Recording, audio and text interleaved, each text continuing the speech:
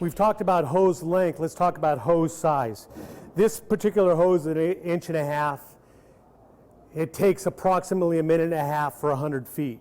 If you increase the size of the hose, you're going to get more induction time in the hose. In other words, if you run your first length of a 2-inch hose, it's going to stay in that 2-inch hose longer than it would stay in the 1.5 inch hose, just due to the cross-sectional area of the hose. The rule of thumb in the industry is if you're going to add more hose, add it at the pump and add a bigger hose. So the more 2-inch hose you can run, the more induction time you're going to have, the creamier mix you're going to have. I've seen guys try and run 1-inch hose the full length. You're killing yourself for 2 reasons. Number one, you're adding back pressure back to the pump, and you're decreasing the time that the mud is in the hose. You're decreasing the induction time.